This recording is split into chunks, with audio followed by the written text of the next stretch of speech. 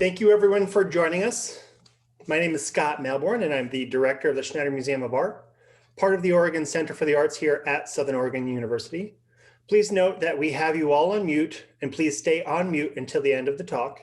If you have any questions, please type those into the chat or save them for the end of the talk. Today I have the pleasure of introducing two special guests, Jill Hartz, the curator of our current exhibition, Collecting Cuba, and participating artist Glenda León. Appointed executive director of the Jordan Schnitzer Museum of Art at the University of Oregon in Eugene in 2008, Jill Hartz retired in December 2019.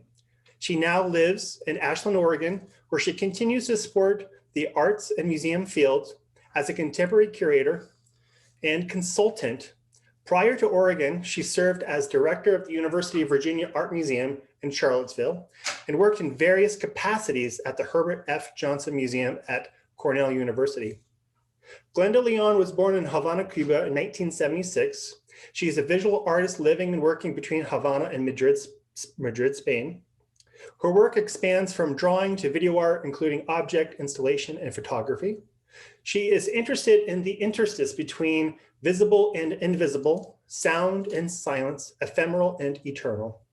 León received a BA in art history from the University of Havana in 1999 and an MFA from the Academy of New Media Art in Cologne, Germany in 2007. She was awarded the LARA Prize in 2017 and the Pollock-Krasner Foundation Grant in 2005, and then again in 2020. León has held solo exhibitions throughout Spain, Philippines, France, and Cuba at such spaces as Ibero-American Museum of Contemporary Art, the Atlantic Center for Modern Art in the Matadero, Madrid, all three in Spain, Metropolitan Museum in Manila, Philippines, Chateau des Enarmar in France. León has exhibited in international group exhibitions. Exhibition spaces in the US include the Museum of Modern Art in New York, the Museum of Latin American Art in Los Angeles, the Perez Art Museum in Miami, University of South Florida Contemporary Art Museum, the Bronx Museum of the Arts in New York, Yerba Buena Center for the Arts, and the California College of the Arts, Wattis Institute, both in San Francisco, the Mattress Factory in Pittsburgh, as well as in Amsterdam, Poland, Germany, and more. León has participated in biennials such as the Cuban Pavilion in the 55th Venice Biennial in 2013, the Havana Biennial in 2003, 09, 15, in 2019, the Jaffrey's Biennial in 2006, Site Santa Fe in 2014, and the Dakar Biennale in 2008, and more. León's work can be found in public collections worldwide. Please join me in welcoming Glenda León and Jill Hartz. That was a great introduction, Scott. Thank you. I could have gone on and on, Glenda. Wow. It's so great to have you with us today because you are really so impressive in your work and your career. And I'd like to thank Scott and Emily for setting this up and taking care of so many of the details. And also for presenting the special exhibition Collecting Cuba, selections from the Jordan Schnitzer Museum of Art. I know that many of you that are on this Zoom today may have seen the show. There is a video tour coming up soon, so check the website for that. And remember, the museum's open Tuesday through Thursday, 10 to 4 at this point. So come see the show. It's been really exciting for me to do this exhibition because I have been going to Cuba since the year 2000 and collecting works by contemporary Cuban artists for both the University of Virginia Art Museum and more recently for the Schnitzer Museum of Art. And so the exhibition features works by more than 30 artists that are from that museum's collection. And every time I go back, I want to go back again. But this last time was really special because I got to meet Glenda and see some of your work that you have in your studio in Havana, and especially fall in love with the piece that is now in the exhibition that we were able to acquire from you. So I thought perhaps we start there and tell us a little bit about Every Sound is a Shape of Time. Sure. So let's share the screen for you to see it. So this is the work that you have in the museum. And well, thanks. First of all, thank you. Thank you so much, Jill, for this invitation. And I'm happy to be, very happy to be in this show. So it's the title is Every Sound is a Shape of Time. And it's a book of 7 engravings we have here. And in which each, for example, each element become a note, a musical note. So this is, for example, listening to the chants. So the dice's points becomes the notes, for example, and in this case the water drops, and so on. So and they are this work is focused on a very important part of my work, which is the act of listening.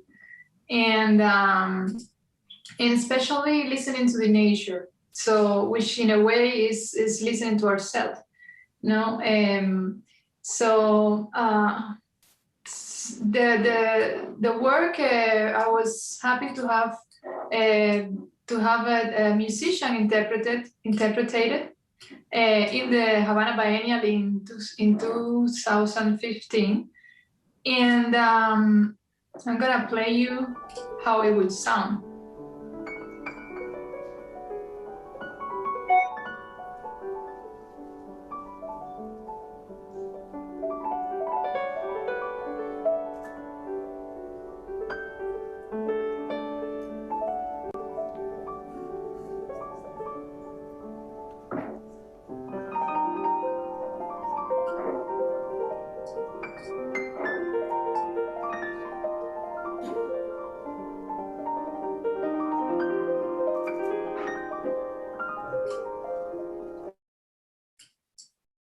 Do you listen it and now? Still? So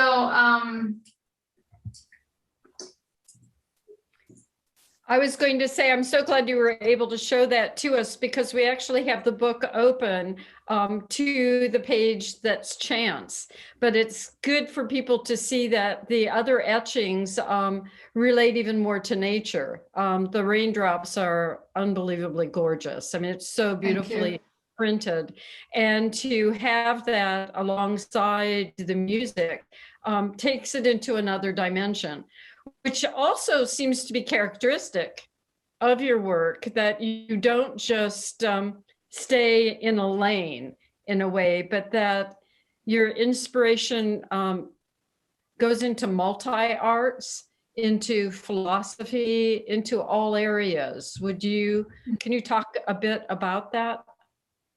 Yeah, indeed. I feel a little bit like my work is a kind of visual philosophy in a way, because I try to communicate certain concepts, but I try to do it through images, and I try also that these images appeal you from the first time, from the first look, first glimpse.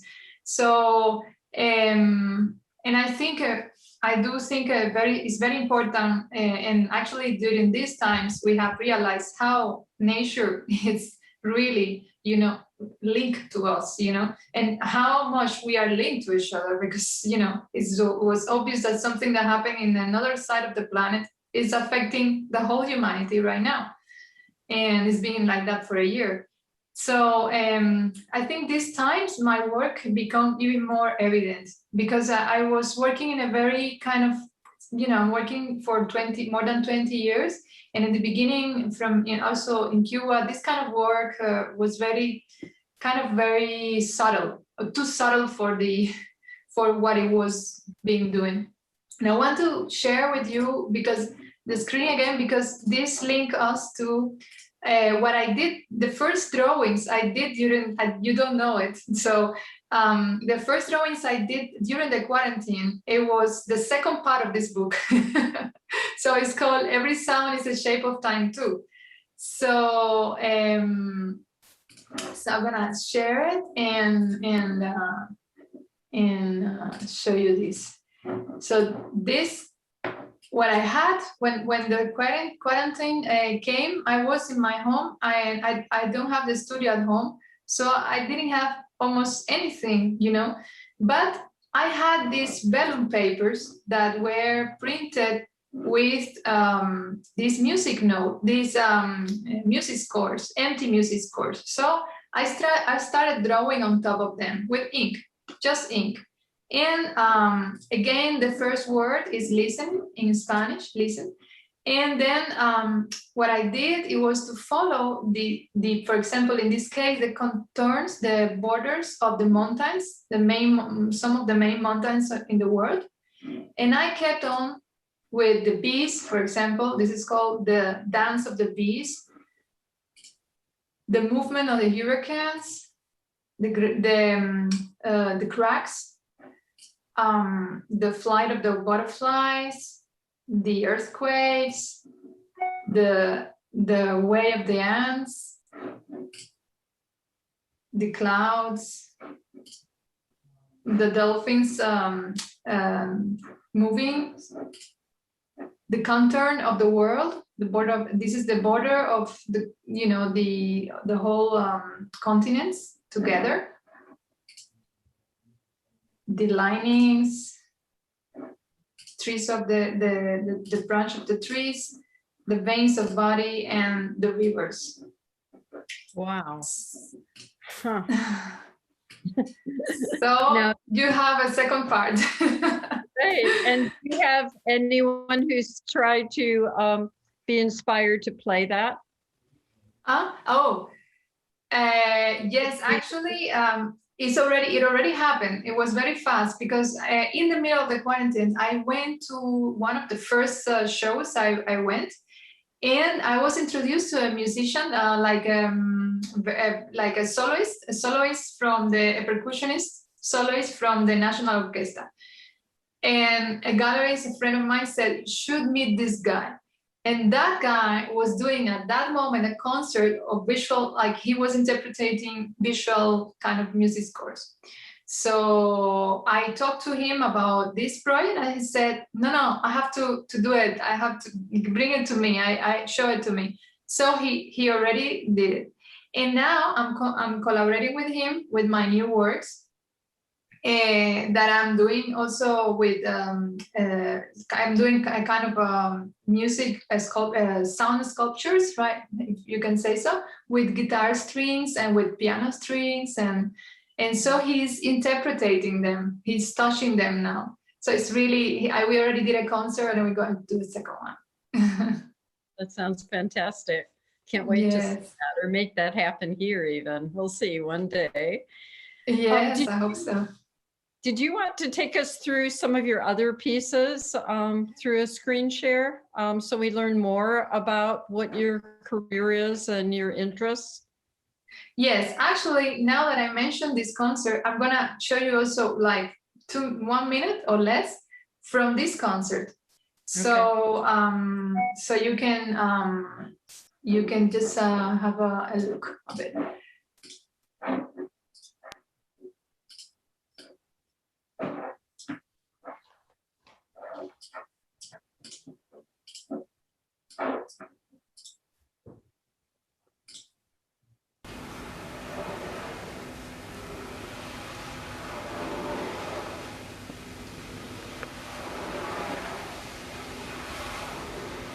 These are like drums that I did like the moon. Like the moon faces. And this here,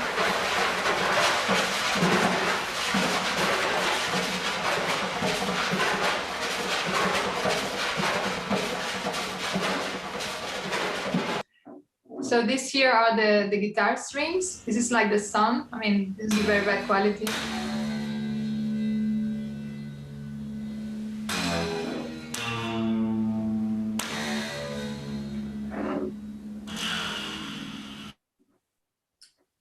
Wow. That's great. That's great. Good. So maybe we And I show we you, go back. Yeah. Yeah. So you wanted me to show you all the other works, sorry, my previous Yeah, works. few of them. And we could do it in different ways. Perhaps what we can do is kind of a quick chronology in terms of starting with your training in Cuba. What is, whether it was a traditional arts training at one of the academies, how that developed, and how your interests and art production has grown from there. Well, my first inclination in art was dance. I wanted to be a choreographer. I was dancing all over since I was 3 years old. So, I mean, but then little by little, I realized that in dance world, I mean, I practiced ballet for 10 years and classical ballet. And I realized that I wanted to use my brain a little bit more. So, I mean, that was a very only body training and I wanted to do something else. And that's how I kind of mix it with the performance. But before that, I studied visual arts when I was 12 years old. It's the beginning, in Cuba, there is a kind of a Russian academy style of teaching in art, also in visual art. And so it's very early when you start. So you start the academy at 12. My father is a painter and he introduced me to this world. I practiced with him and I got into this school. So that's how I started. Then I studied art history and then I went to as he said, it's called to Germany to study new media art, which was very important because it gave me a completely different background, a completely different point of view of everything. I mean, imagine coming from Cuba to another part of the world, with different culture. So the teaching was very different. I got sound classes, very very interesting. And it opened my perspective a lot. So, and I consider I have a very diverse preparation, in my work because I have I did art history, I did painting, I did ballet. I only didn't play an instrument. This is the only thing. And I learned to my grandma, which I'm very grateful for her all my life. I will. She teach me. She told me to write and read, to read and write when I was 3 years old, because I was too hyperactive, and I couldn't sleep in the siesta time after lunch. So I could never sleep, and she wanted to sleep, but she said, I mean, I have to do something with this girl. So she had the great idea of having a book and teaching me how to read and write. Wow. Yeah. Yeah, I did ballet for 10 years too. So oh wow, what a coincidence. Wow. Can you talk about then your creative process? Like, how do you begin with ideas and where do they go? Yeah, I usually, it's like something that it's like a crossing in a way. So I see something, but then I relate it with something else. And then this intersection is the idea. I don't know if I can explain it very well, but I think the invention, I feel like I'm inventing things all the time, it's kind of almost scientific invention, kind of science and philosophy. So, because for me, as I study art history, for me, it's very important to do something new, which sometimes for some artists are not. So, but for me, I want to do something that I tried that nobody has done before. And it's not impossible because there is a concept, the definition of invention. It's simple. It's the mix of two things already existed. It creates a new thing. So imagine how many thousands of things, elements in the world you can mix. Sometimes, you can have a good result, sometimes not. but I am very optimistic that you can build something new. It just requires a lot of effort and a lot of attention and a lot of silence, because this is what I do. I just observe a lot, and suddenly, you know, comes like that. Sometimes it comes like an image already. You know, it's kind of very difficult. It comes like from another part of outside. It's a mix from me and another in the world. I don't know how to explain it. But then I think about the title, also very, very important, and very, very you know, hard sometimes, because I do have only the image, and then until I don't have the title, that work is not finished. So sometimes it takes me even more to have a title, longer than the work itself. Wow. So is it an advantage or a challenge to have studios in both Havana and Madrid? It's both. It's an advantage and it's a challenge. It's really, and also it's a privilege, completely a privilege, which I hope I can keep going with that, because it's also a big effort to keep that, you know. And for me to be in between these two places, it's important, because let's say it's kind of like a mix of heaven and earth. You know, Cuba brings me to earth, and in Madrid I'm kind of in heaven in a way, like less I don't know, but it can also be the other side. Like here is very materialistic, and in Cuba it's also very spiritual, because it's more connected to the essence. And here it's you know, it's the system that most of the countries in the world has, but in Cuba it's another world. And but I like it because it connects me to what is real in a way. Like, you know, sometimes we even, you know, in this world we give everything for granted, or many things for granted. And in Cuba, then you just like, you know, land it. You land, oh my God, no, this is not for granted. The food is not for granted. Now it's Cuba, it's in a very bad moment, especially now. Right. Because of the blockade, it was increasingly, you know, aggressive, and it's kind of a big crisis now, economical. Yeah, no, I would think so, especially with the state of Venezuela too. Not easy. So does it lead you to create different types of work in each place, or is that fluid?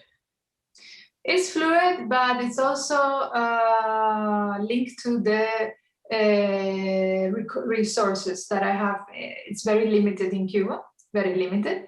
And that's why I'm here, because I cannot create really in Cuba, because there is a lack of materials. Everything is, you know, I work with so many different things. Like if I have an idea of making, for example, a typewriter with matches from different colors. Oh, that's a big problem in Cuba. Where do you find all these matches? Okay, the old typewriter, yes, you can find it, no problem. But the matches, then you have to have somebody to bring it to Cuba, and then you can stay like 6 months waiting for those matches. So, you know, I will make just one work a year in a way. So that's why I'm here, because I just click eBay, whatever, Amazon, and then I got these matches, even vintage matches, old matches. So, and I like that access to variety, you know. I think it's a big privilege. Right. So but yes, I don't have like, I haven't think about it, but I don't think I have a different kind of ideas there than here. I kind of like, you know, have the same in a way. I think so. So maybe we could look at some of your other pieces that you have. People can get you have something in mind? Well, I mean, like you also produced some amazing videos that are also nature oriented, but then you do installation work. So I don't know. I'm happy for you to hop around a little bit, because you have such breadth and depth to what you do. For example, this was in the Venice Biennial when I represented the Cuban pavilion in 2013. So what I did here, I also have worked with music boxes. And what I did here, I took the solar system here and I printed it in a light box. I did a light box with that. And so here there were this detail.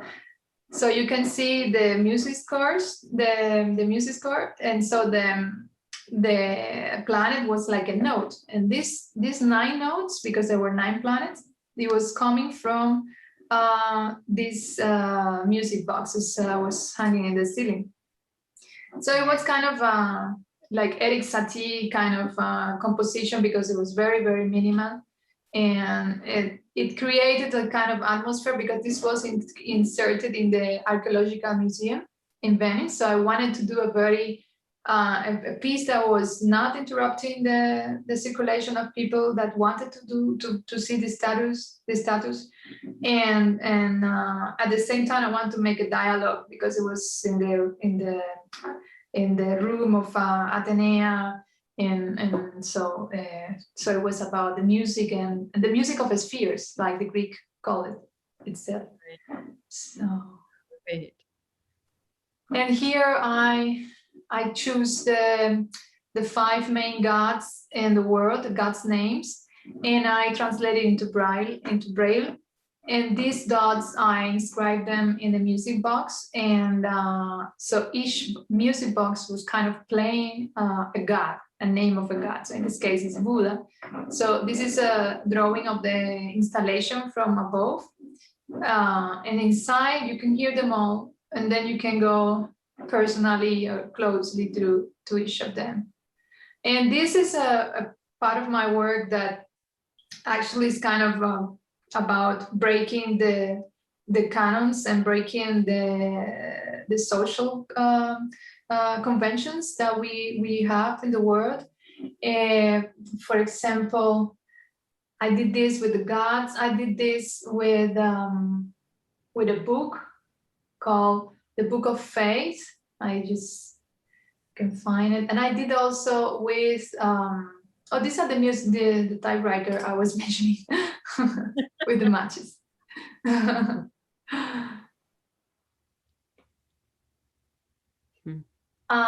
So this is in the AGO, Ontario, and in Dakar, in the Biennial of Dakar. So the piece is just this big pile of sand, and on top there is a half of an hourglass, and it's called Wasted Time. Huh. Wow. I'm very also interested in the cosmogony of the Native Americans. Very, I think we have to go back, and because they could listen to nature, they knew, and many of them have lost, even themselves have lost this capacity. And so I believe there is a lot of essential things that we have lost, and they have it, and still they have this big knowledge, and we are losing it, and we're more far away of it every time. So in this case, this is called Time of Las Americas, and this is a work done from an experience of living in the Canal de Panama.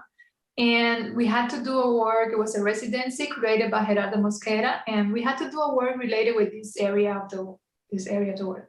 And I heard a story from a friend before that Native Americans from the north and Native Americans from the south of America, they were coming once a year to the bridge of Las Americas, the first bridge that was built in between these continents of once the canal was open.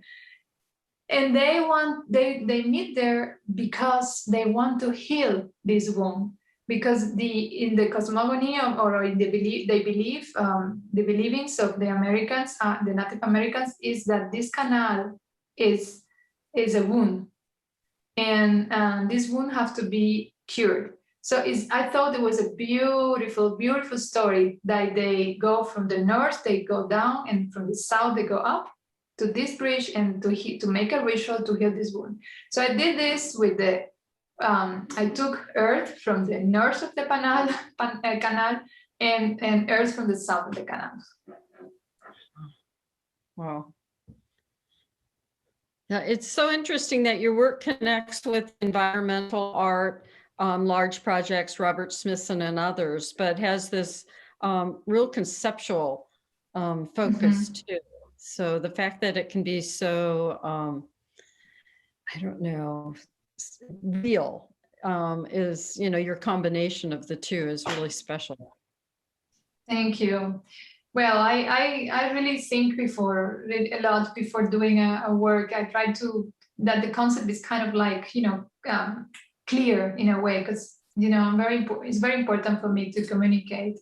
And this was in the last Havana Biennial. You saw it, right? Yeah, yeah. Both the location's amazing, but also to really delve into what you were doing took time to figure that one out too. Because at first it seemed kind of funny, but it's not really funny. No, exactly. It's a little bit like the soap installation I did like many years ago, that when you got into, it was very smelly, very nice smell. I mean, very nice smell, very, very colorful. But when you go closer, you can see the hairs on top of the soaps. And kind of like here, you go closer and you see this is like ants. The cars, I wanted them to appear like ants, and that they were eating and devastating the trees, you know, like kind of like the over consuming of our society, you know. And then at the other side, I was giving the other part of the story, like nature is stronger than us and can also destroy the same material things that we are using to destroy them. So yeah, and this butterfly, it was there as a sign of life, you know, and a good end, because I believe in that we have to get out of this in a good, better than now. I hope so. I want to believe it. I guess that's one of the advantages in Havana, is that there are these buildings that are kind of empty and sitting there. If you can get access to them and transform them in ways that are kind of magical, and people will go wherever this is.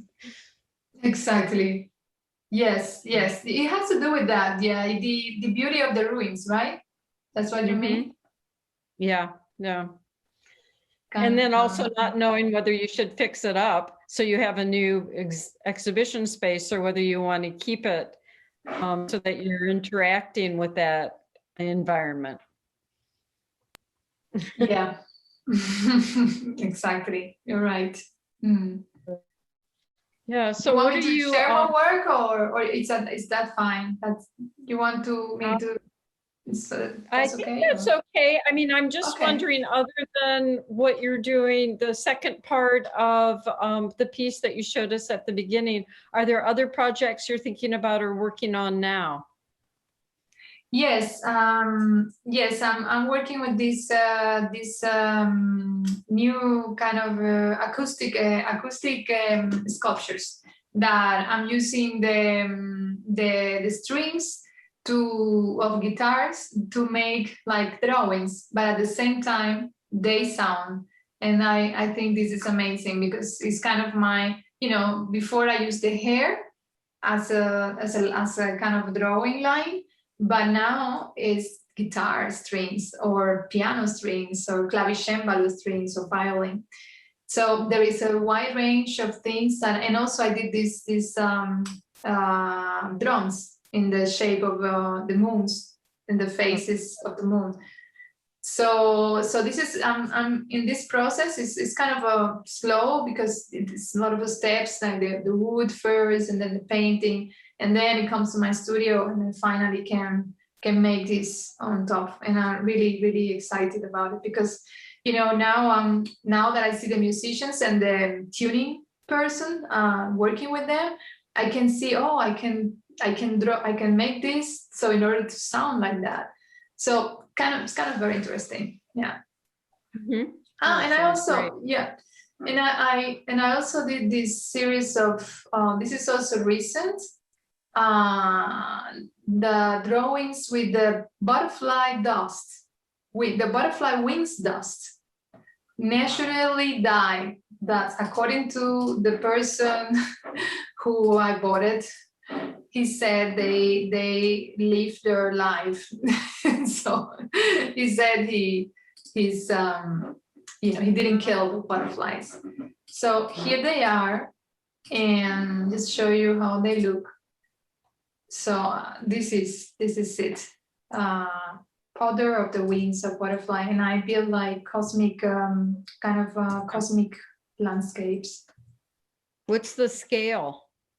How large? Some of them are large because I did small ones and very small, like A4, like a letter size. And some of like these are small. And then I did like canvases of 2.5 meters, but I don't know what are in inches. It's fairly Like large. this is, yeah, it's 2.5 by 150. This is a canvas. Detail. Wow. These two. And this is butterfly dust. I mean, the Exactly. butterflies. Wow. Do they glow? I mean, I think of it as Yeah, they do. Yeah. Wow. They do glow. They do glow. And I use this too because butterfly. I use a lot of like elements like a feminine, and in this case, I'm interested in, you know, like the butterfly effect. You know, to have you imagine a whole universe from the dust of the butterfly. For me, is kind of a gesture of empowering what it seems to be fragile, but not weak. You know, so. And to imagine like a gigantic thing from a almost microscopic thing. Yeah, yeah, that's perfect. Huh. Well, I think we have a few more minutes before we'll take questions. So I'm wondering if I might be able to put you on the spot, because the exhibition probably covers the years somewhere around 2008, or well, actually 2000 to the present. And it's hard to say, well, Cuban art is this or Cuban art is that, but I Of course. wonder, you know, what you think are the interesting aspects or challenges of Cuban art and where it may be going. You know, because I know it, you know, sometimes you can do things, you can't do things other times. Sometimes there's like just a group that are doing something great together, but I'm wondering if there's any, you know, as someone within and without that ambiance and having grown up in it, what do you think about when you think about contemporary Cuban art? You know, it's hard because every time, you know, art is becoming more universal, and I like that because we are talking also to, you know, to people who doesn't need to know my story, and at the same time, I know it's beautiful to see others' story, you know, on a work, but you know, in the 90s, in the 80s, there was very political. There was a time was very political, you know. And then the 90s were also kind of political, but the market started to come to influence, you know. And then in the 2000s, from the very beginning, that's my generation, we felt like we were kind of tired of, you know, the easy going, the how easy it was to sell a political related work, you know. So I think the group I was in, Galeria Duke group, we all agree, we all like, we didn't even talk about it in a way so much, but it was a feeling, you know, that no more political art because it is like easy to sell and, you know, like, you know, upfront and kind of like very evident, no? And so we wanted to say, it was kind of more poetic in a way, like wanted to say more universal things, more philosophical, as we said in the beginning. So that's how what I identify with this language, no? And you can see a work of a Cuban artist of my generation, and you could hardly tell that it's a Cuban. And maybe this is bad for the market, because that's why African art is getting so cool, so famous, and so commercially successful, because they are, oh, you can see, oh, this is African. And I don't think necessarily that this happens to Cuban, because right now, after my generation, you can see painters, great painters, they do abstraction, they do figurative, but it's kind of like international style. You don't have, at least, and now there is another younger generation that are taking more kind of speeches of Fidel and things like that, kind of in the 80s, like in the 80s. And so in that way, you can say, oh yeah, that's a speech of Fidel Castro, you see, or they maybe some can use the Cuban flag, so you can see. But this, I don't think it's this is not my interest, no. But as I said, it's bad for the market. And that's why, maybe that's one of the reasons for which Cuban art, it hasn't had like a real boom, because you cannot see, this, like, as I said, Chinese art or African art. It's maybe that, because of that. So we are condemned to be poor. Let's hope that's not true.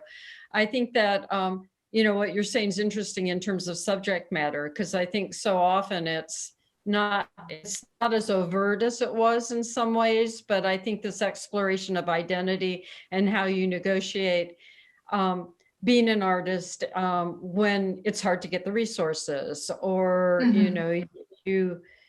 you can't be like, a lot of them can't be outside of Cuba, where they can, like, I have this idea, I'm going to try and make this, because you just can't. But on the other hand, for the artists that are there, the actual use of materials can be ingenious.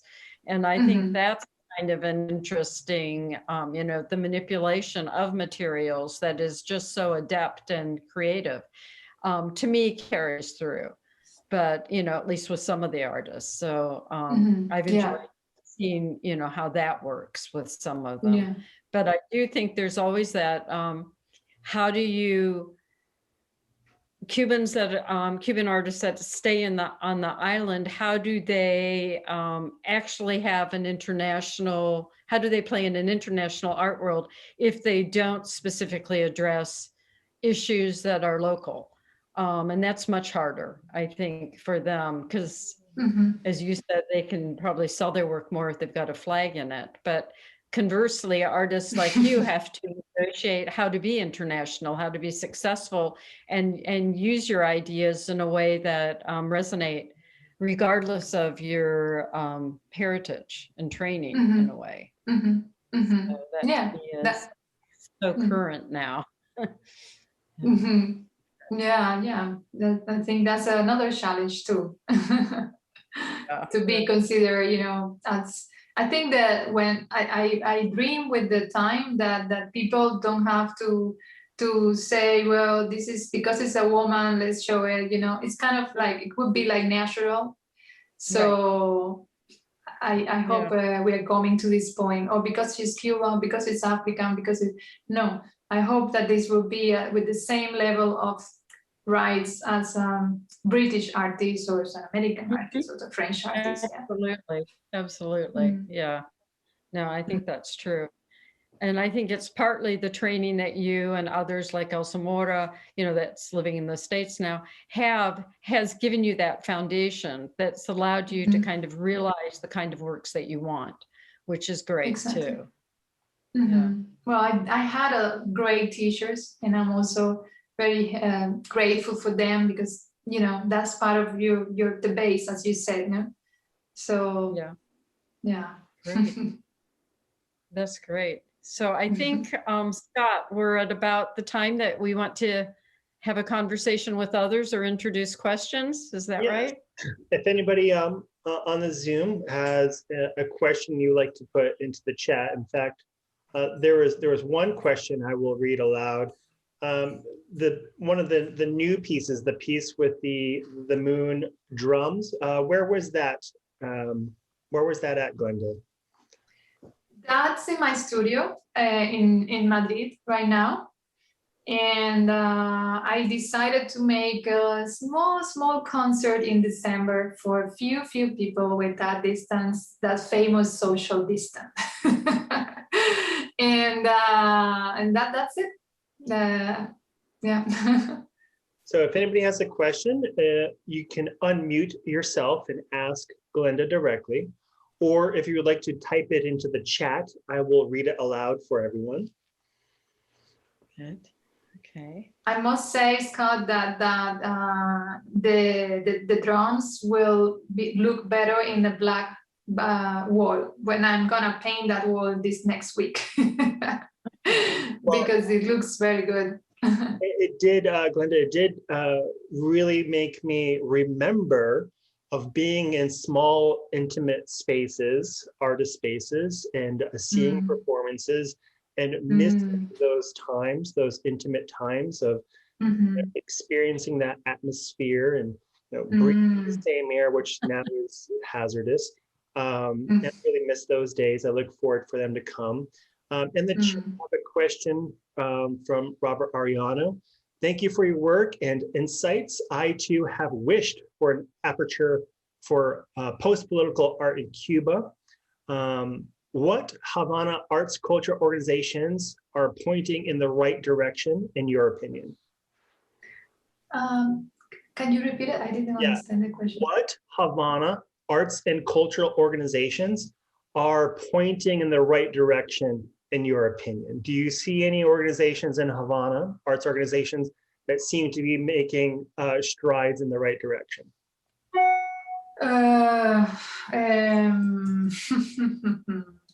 What a good question. Not really. I mean, yes and no. Nothing is black and white.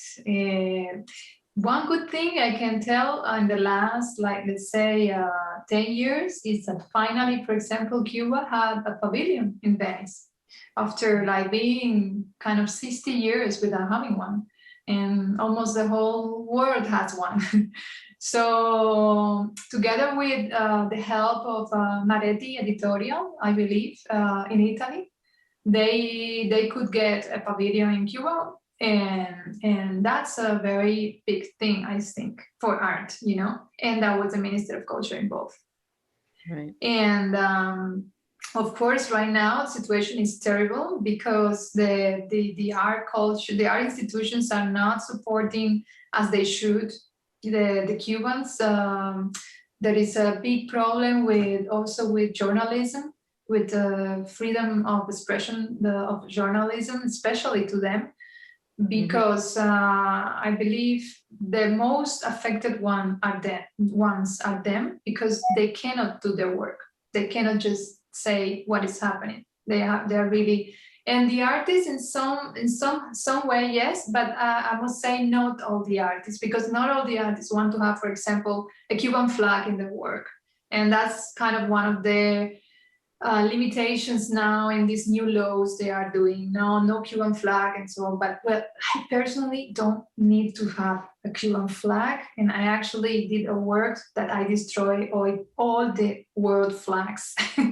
So so I haven't been censored in Cuba, by the way. I'm trying to remember who the artist is that at one of the recent biennials did all the world flags in gray, in black and white. Yes, that could also be censored, So it's very, I always put an example. For me, it's it's a master of, it's a class. And Robert, you should know him. You should know Tomás Gutiérrez Alea. It's the best filmmaker ever existing in Cuba, the one who did the famous Fresa y Chocolate, the most known for the whole world. But for Cubans, we know Memories of the Underdevelopment, and when I was shown this work, this film in art history, my first question to the professor was like, when it was finished, I said, how this director could show this film in 1968, because it's the most critical work you can imagine. I mean, it's so deep and so, I mean, I love it. I could see it. I have seen it like, I don't know, 10 times, and I could see it again and again. It's a master class, and a masterpiece, sorry. And also a class, yes. And the professor, very good professor, by the way, said, he said this story. Yes, of course, there is in ICAIC, in the film industry, there is a small theater for, you know, censoring, for previewing and admitting if it's going or not. And of course, there was a guy when the film finished, a censor, said, no, this film is super counter-revolutionary. There's no way this film can be shown. It's totally, you know, against the revolution principle. And my professor told me that Tomás Gutiérrez Alea stand up and gave a most incredible speech and convinced everybody in the room that was the most revolutionary film ever existing in Cuba. and it was shown in all the films, you know. And when I heard that, I was like, of course, you know, that's a person who wants his work going out to the world and being shown to all the Cubans. A person whose message, you know, he's fighting for that. And I think that's one of the, yeah, one lesson. Thanks, Glenda. I have a two-part question from Roxanda in the chat. In the new work that's in your studio, for example, the piece with the music strings, how will it be played in an exhibition? Can audiences touch, or is it a not touch? Yeah, audience can touch.